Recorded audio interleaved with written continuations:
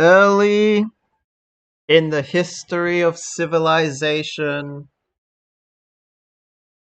in what would later become known as the Ancient Era, we have archaeological evidence for the first settlement known, we think of it now as the settlement of Saroguk. And the settlement name is named after the potentially legendary, potentially not leader or person known as Chaewon the First, Chaewon of Saroguk. And Chaewon in Korean mythology or the Korean national mythos is the person that first began to harvest maize, which you can see maize growing wild along the nearby Nakdong and Seomjin rivers. Meanwhile, we have banana growing along the Han River, also close to Saroguk.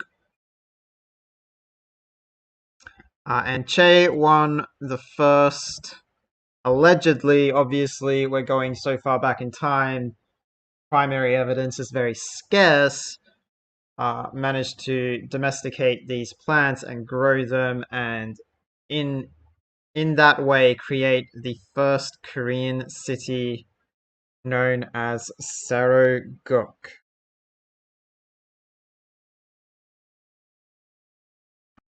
In the middle of the ancient era, there's first evidence of a settlement at Unjin. Unjin is said to have been founded by Gyeon the First. So Gyeon's brother Hwan was set to become the next clan leader in the city of Saroguk. And Gyeon did not really get along with his brother, and so led a migration to and founded a city or a settlement known as Unjin. Unjin, of course, being founded.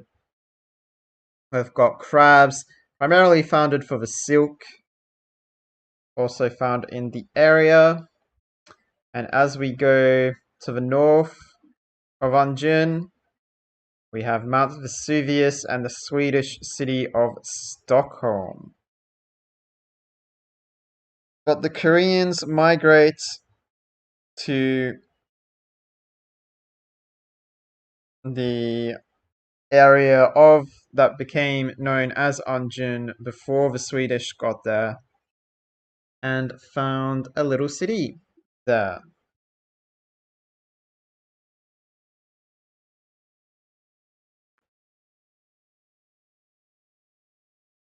Early on in the classical era, the city of Busan is founded. Busan is founded along the Elbak River, which is the final river along the Great Korean Plain, which exists between Saroguk and Busan.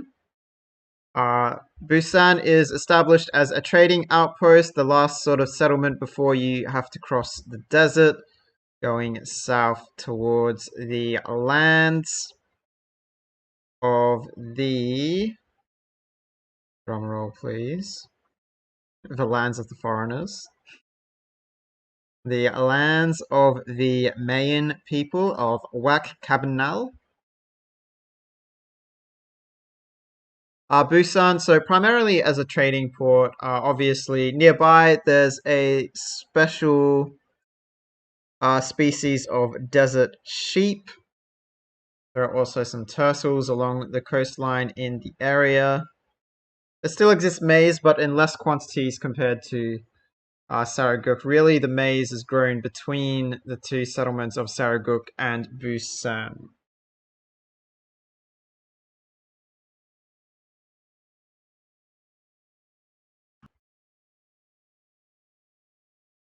Early on in the classical era, which is considered a bit of a dark age for the Koreans who, up to this point in history, had been living very much subsistence lifestyles. It is the time of Seok the First, who was the first person to put in place a bit more of a meritocracy, so reformed the government, managed to, well, he began a tradition of investing heavily in the sciences. You can see the first Hangul's, I think that's what the campus name is, being built. His capital, the capital for Seok the First was Seorabol, which was founded on the former site of Saraguk. Seorabol was founded a little further up the hill compared to Saraguk, and eventually Saraguk was absorbed into the city of Seorabol. We still have Busan as a trading outpost, being the main city at the other end of the Great Korean Plain. And then we have originally the area around Anjin obviously was heavily forested and jungle. And that's still the case, but we have the first Hangyols being built in the vicinity of Anjin during this time period as well.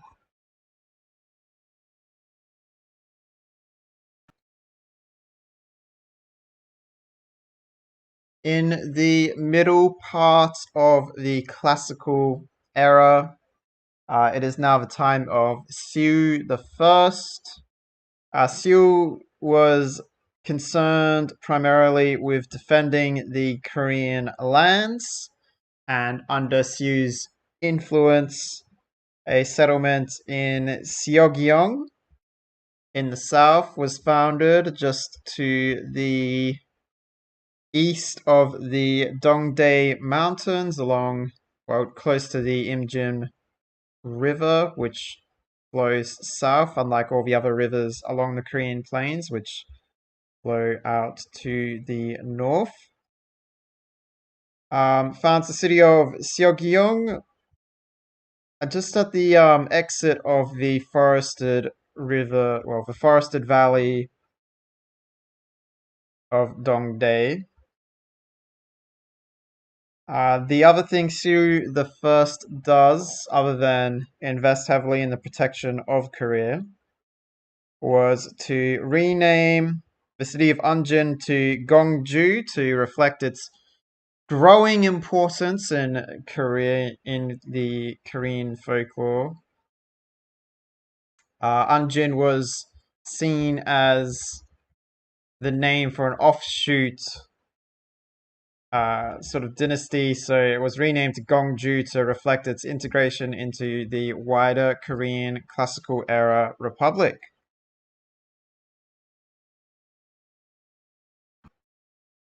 Jumping forward a bit in time to the middle of the medieval period and the golden age of Juan III, the great builder of the Esamananki Monument, just on the outskirts of the newly renamed, formerly known as Seorabyo, now known as Gyeomseong,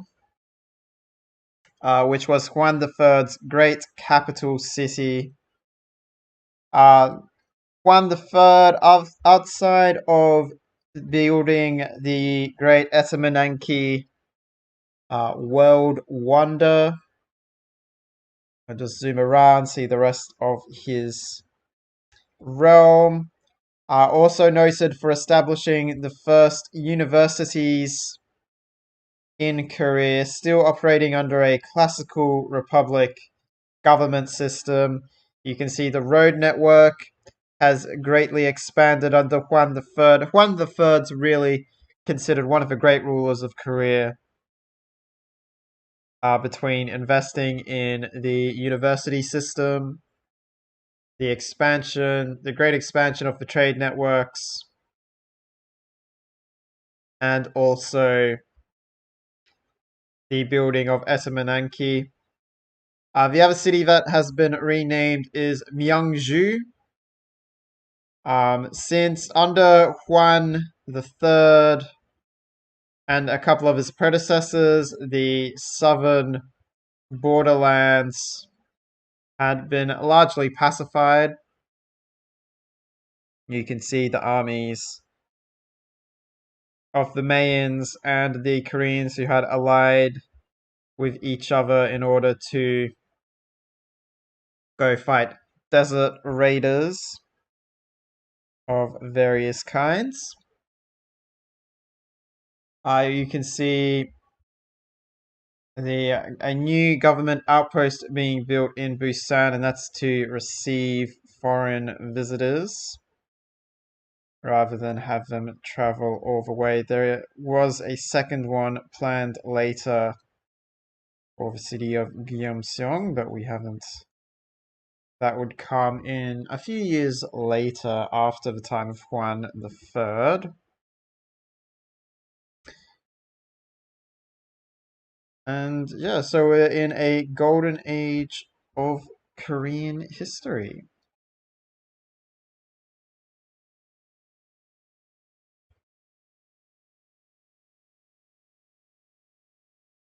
Late in the Korean medieval period, it is the time of Queen Yeongui the First, who establishes a Korean monarchy.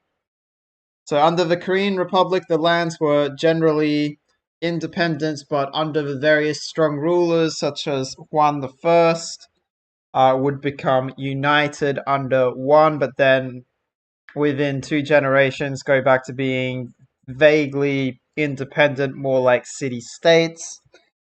Queen Yeongui the First establishes the first Korean monarchy, and this monarchy manages to centralize rule and also consolidate power, present a more unified Korea on an international level. Queen Yeongui was noted, while she did continue the tradition of investing in the sciences, as many great Korean rulers had previously.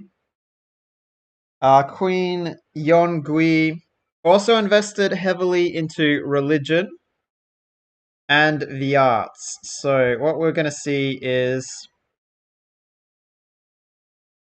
so Islam first creeps in from the Islamic holy city of Stockholm, which of course borders Korean territory, and that spreads into Gongju. But all the way from Japan, Buddhism creeps in. You can see the Mayans are Confucian, following the ways of Confucius. The Koreans, upon the penetration of Buddhism into the lands of Gangneung, building up a holy site there to become. So Gangneung, formerly known as, I'm gonna have to double check, Myeongju, during the brief period where it lost its importance because, of course, the southern border was considered a safe border. It was established as a military outpost. So it no longer served that function, but under Yeongui served a new function as the Dongdae Forested Valley became the center of religious life for Koreans. You also notice the city of, formerly known as, originally Saraguk, became Sierra Bowl, became Gyeongseong, which meant City of Monuments. Now renamed to Gaerim, which is Rooster's Forest, after the jungle, so the expansion of the city. Many of the most noted diplomats basing themselves in Gaerim. and the diplomatic quarter expanding into the jungle, which is where a lot of native chickens and therefore roosters lived. And so these international travelers gave the city the name Gyerum, which is actually more of a name of the upper part of the city, but it became internationally known, and Queen Yeonggui officially renamed the city for this reason, also trying to de-emphasize the city of Gyerum in favor of her capital in Busan. So Busan was chosen as the capital. It was always like sort of the head of trade. You can see in the far distance the lands of Ethiopia, Addis Ababa being captured by the Americans in the very recent medieval history in this time. Busan was chosen as the capital as it was closer to more of the nations that the Koreans were trying to have good relations with. And you can see in Busan the beginnings of the investment in the theater and culture in general and writing, things of this ilk. So that is the story of Yeonggui, still in a Korean golden age, establishing the first Korean monarchy.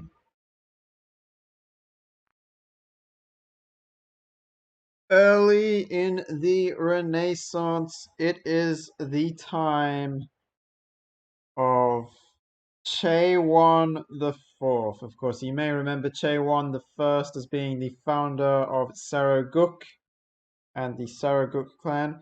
Chaewon the Fourth, named in order to inspire a more ancient sort of authority, came into leadership at the time that ocean-going vessels were first created in Korea. And so he personally captained an exploratory ship. The ship ended up shipwrecking on an island in the Indian Ocean, which we can see here. On the island, of course, we can see the gemstones. So Chaewon the Fourth founded the settlement of Wyeseong. Shortly after founding the settlement of Wyeseong, had to battle the local inhabitants. He defeated them with musket fire, ensuring Korean hegemony over the island. At the time, it was thought that he was away for so long that next ruler, actually his son, Chaewon V, was considered to be ruler. However, he did manage to build a boat from materials found on the island and sail back to Hiram, and then was co-ruler with Chaewon the Fifth, his son, for the remainder of his life.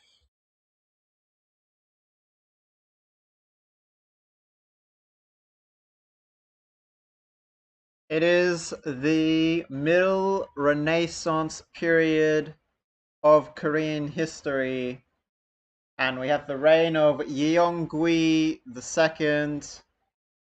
Yeonggui II, noted for completing the Forbidden Palace of Gongju, which you can see just on the coastline here. Yeon Gui II, another noted female queen of Korea, remembering that we are still in the Korean monarchical period. Yeonggui spent much of her reign actually building and completing the Forbidden Palace, inheriting a country that had been well managed by her ancestors, allowing her to undertake such an ambitious project.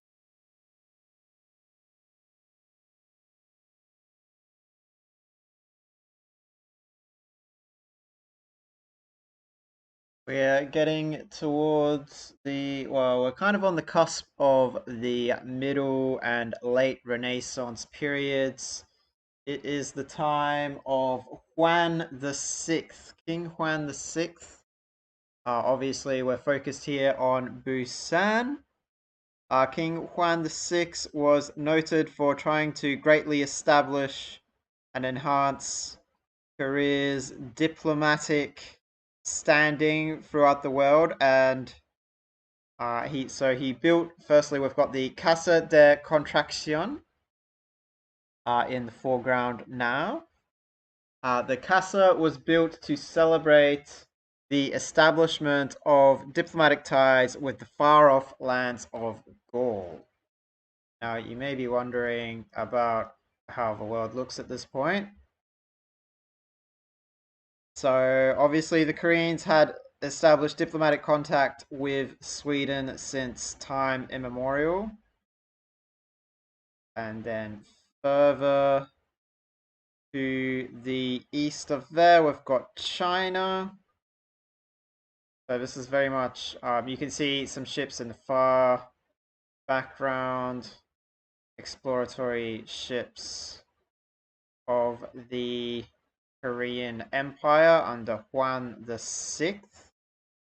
So the Chinese were contacted during the medieval period. We have the Portuguese, another recent contact under Juan the Sixth. We have America. We've got the Maya just to the south. Ethiopia having it been conquered by this time. We have Japan and Mongolia, the two rivals. And finally, to the west of Portugal, we have Gaul. And Gaul were the last of what was considered the main civilizations to be contacted by the Koreans, and the Koreans were the first to contact. We see Grand Colombia to the what is that, southwest of Mongolia as well. Gaul was the last of the major sort of powers of world history to be contacted by the Koreans and for the Koreans to establish diplomatic ties with. And in celebration of this, the Casa de Contracción was built next to, obviously, the government plaza in the Korean monarchical, I guess, capital of Busan.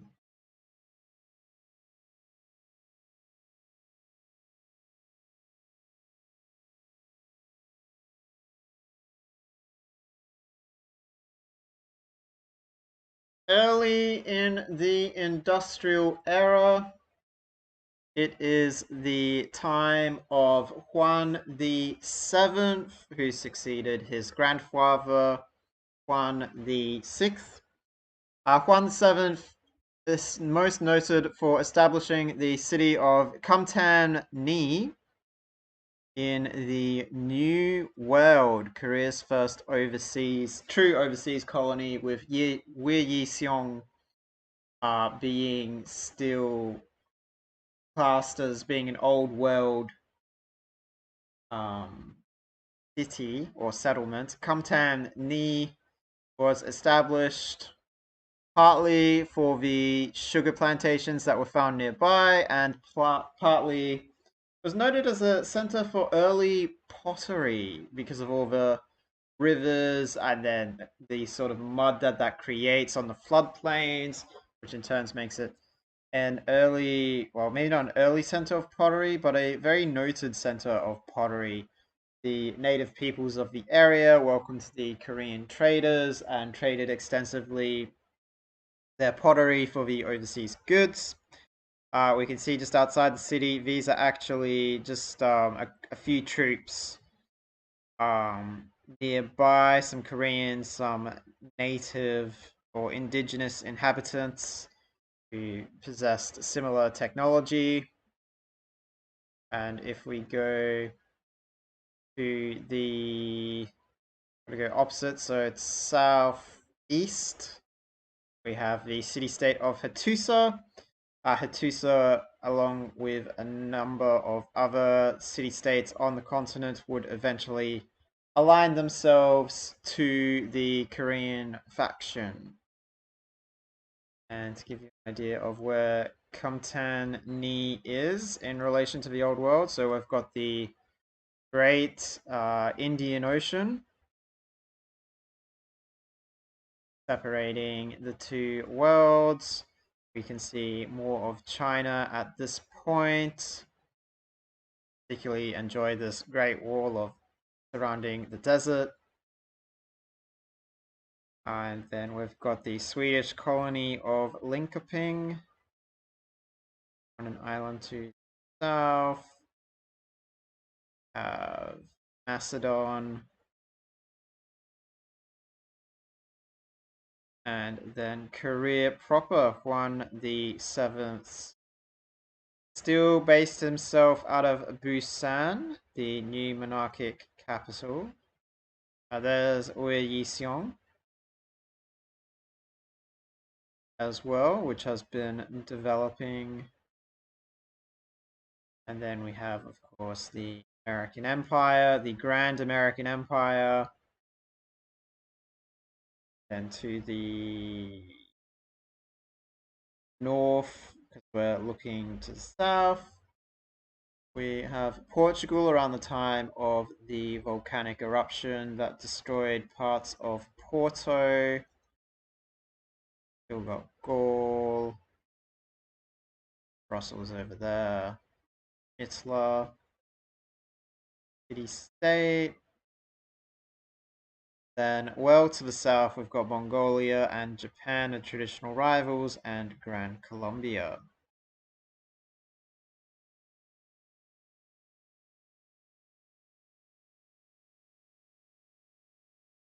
The clever men at Oxford know all there is to be knowed, but none of them know half as much as intelligent Mr. Toad. So we have approached the reign of Juan the Eighth, who builds Oxford University back home on the capital continent in the city of Garum.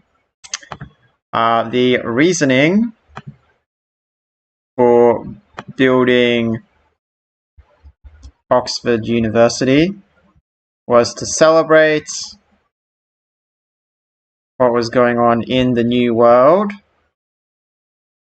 at the time, to try and study all the new plant species, all the new animals that were coming out of the New World. As we zoom out, we'll take a look at Juan the Eighth's Korean Empire. We've still got the island of Ue Yiseong under Korean control. And if we go, we might just do it a bit faster. This might be a bit too fast. Over in the New World, we have the new settlement of Jeonju. Jeonju meaning perfect town. Jeonju in the vicinity of Yosemite Valley. We've got a nice little bird just flying around. Mysteriously flies into the fog and comes back. So Jeonju is founded as the perfect town in the, well, close to the Yosemite Valley. We've got Wolin off in the far distance. They enjoyed peaceful relations with the Koreans. Jeonju was founded as a new place for the study of the new flora and fauna of the new continent. And as we zoom away, we're going to see Hattusa, also at peace with the Koreans. So here we've got Kumtan-ni, the oldest settlement from an old world civilization in the New World. We can see some combat troops hanging out, and the reason for that is off to the north. According to the Koreans, we have some barbarians to deal with. Of course, the barbarians probably think the Koreans are the barbarians. So as the new continent was still being explored, we have the new settlement of Jeonju. Close resources, obviously we've got copper and, what was that one? Copper and coal. I believe a stone, more copper. And on the far side, the native wild boars, known for their ability, and truffles were first found here, and also wine. Got some grapevines. No, sorry, that's coffee. I got truffles right. Coal. Oh, it's iron. Iron and copper. So lots of native minerals in the area to go with the coffee, the truffles. Oh, there's the wine. I remember there was wine somewhere.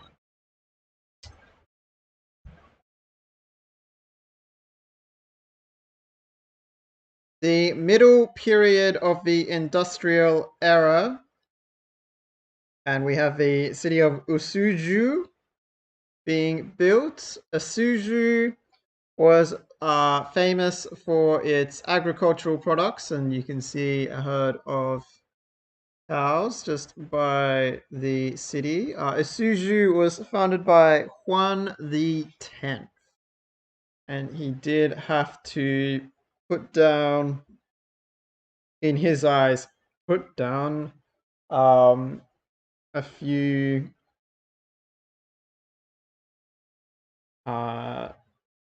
native tribes to the area. Colonialism. In addition to Usuju, the city of Gwangju was also founded.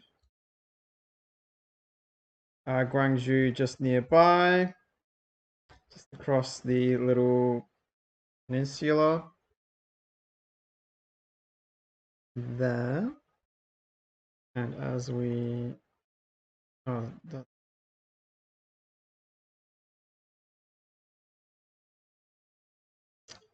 so there's Gwangju, which was going to become a center for science and researching the New World.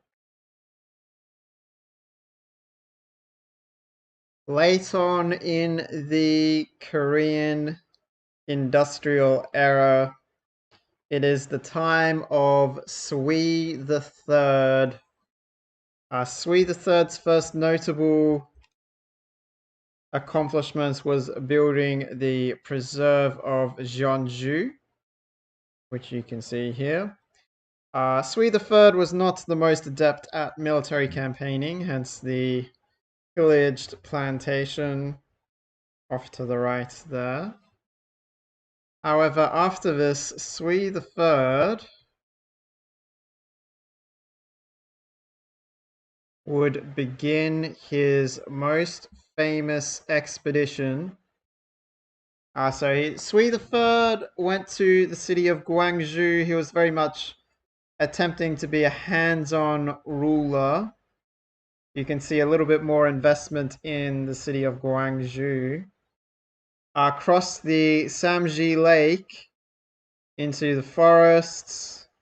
On the other side of the forests, Sui the Third found the ancient Chichen Itza pyramid and founded the nearby settlement of Yangsan, adjacent to the ancient pyramid that had been reclaimed by the jungle, reimagined as part of the Korean Empire. You can see the modern industrial era skyscrapers almost, well, certainly reaching to higher heights than the old pyramid did. The pyramid being adjacent to the city-state of Armagh, believed to be potentially of the same culture there.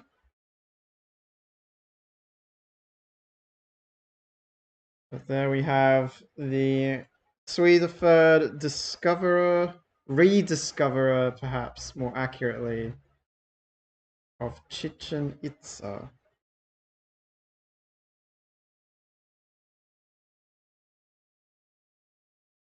In the middle of the modern era, and Jae takes control of the Korean state, revolutionizing it into the modern democracy, and in honor of the modern democratic Korean civilization, renaming quite a number of Korean cities. So Gyeongsang becomes Gyeongju. Just renaming in order to emphasize the patriotism of the Korean state. So we can see Seoul here, formerly, and Seoul, and we can still. Oh, I haven't done the fixed tilt.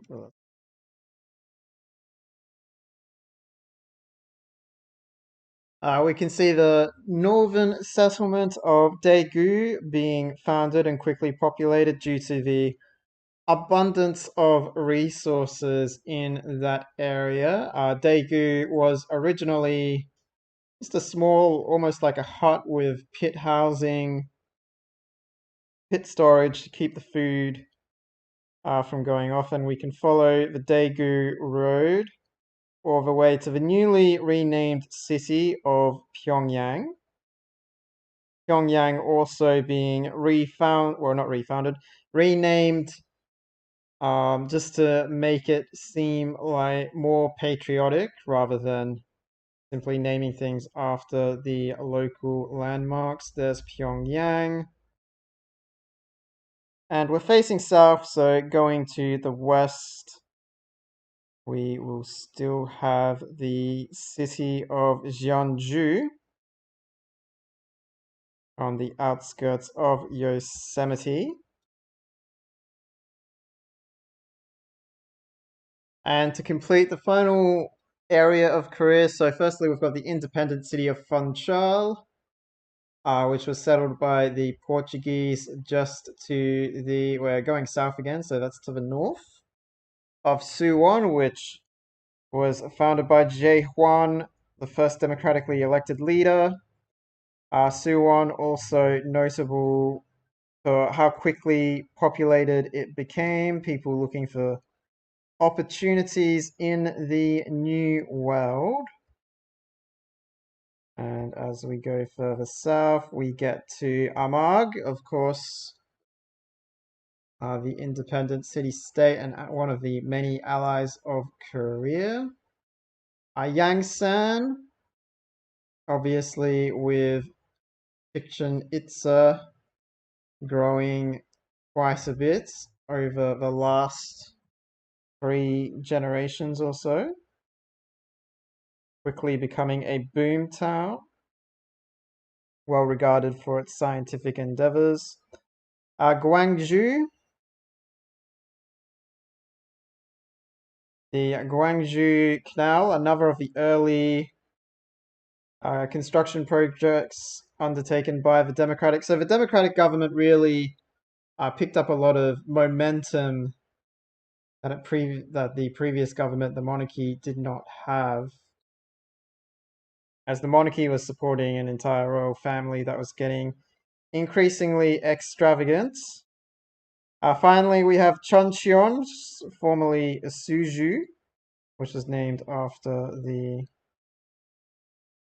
local food delicacies.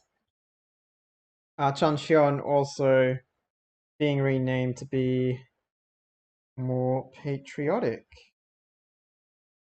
And that is the modern Korean state under the first democracy in the world, Jae-hwan. Jumping forward to the end of the modern era, we can see that Funchal, it did indeed join the Korean state. Those that did wish to remain independent went and founded the city of Guimaras, but that soon too would rebel and join Korea. The benefits of joining Korea just being so great at this point in time, being so much more advanced than any of the other factions. Back on the home continent, the first satellite is launched into space by the Korean Empire at about the same time, just to sort of drive home Korea's technological advancement over everyone else. The first Earth satellite was soon followed by the first human being launched to orbit the Earth.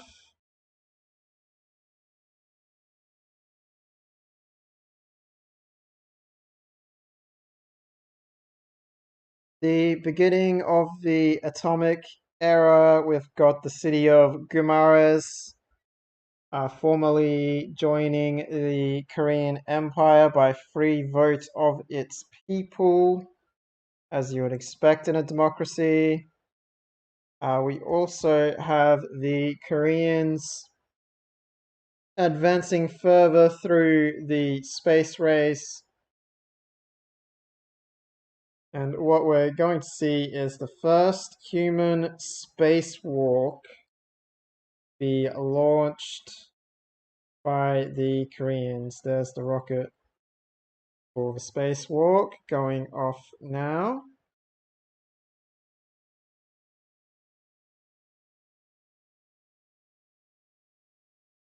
And finally, the game will end with the modded early science victory of just putting a man on the moon, because the final era of the game is not really fun to play. Oh, what? Also, this game's been over for a while.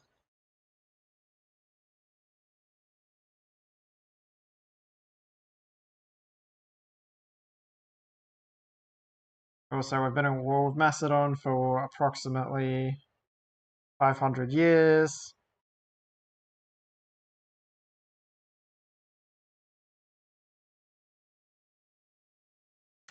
So, on the roleplay side of things, not sure.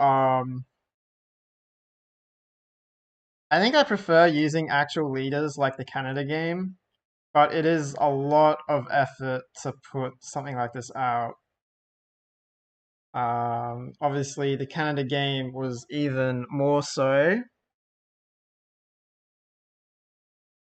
because leader research takes quite a while. But yeah, that was Korea. Korea is fun. Korea is kind of overpowered, but that's that. GG.